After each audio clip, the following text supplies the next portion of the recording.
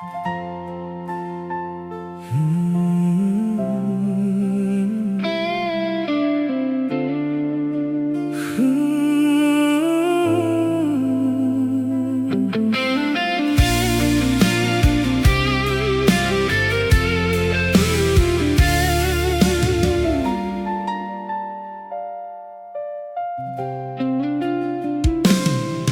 នេហាជាអ្វីទៅ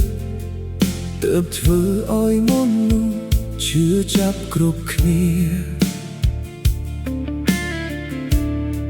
ធ្វើជាមនុស្សស្មោះពិបាកណាស់ឬទើបអូនក្បត់បងម្ដងហើយម្ដងទៀតប្រុសស្មោះដោយរូបបងនួលអងអូនធ្វើបាបចិត្តថ្ងៃក្រោយស្រស់បមិត្តអូននឹងជួបមកកប់វិញម្ដងអោខ្លួនខ្ញុំមើលគេក្បត់ហើយដេកឡាយនៅតែស្រឡាញ់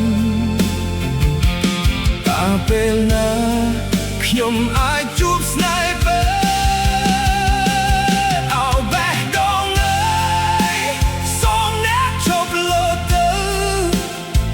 ខ្ញុំឈឺចាប់ណាស់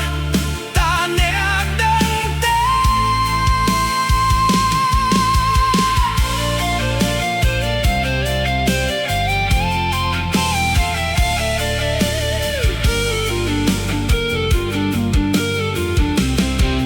ប្រស្មោះដោយរូបបងនួលអងអូនធ្វើបាបចិត្តថ្ងៃក្រោយស្រស់បមិត្តអូននឹងជួបនោះក្បត់វិញម្ដងអោខ្លួនខ្ញុំមើលគេក្បត់ហើយមិនដេកឡាយនៅតែស្រឡាញ់តើពេលណាខ្ញុំអាចជួបស្នេហ៍បាន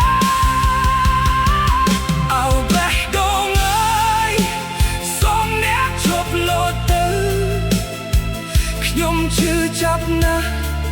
តាអ្នកដឹងទេស្នេហាធ្វើឲ្យមនុស្សវង្វេង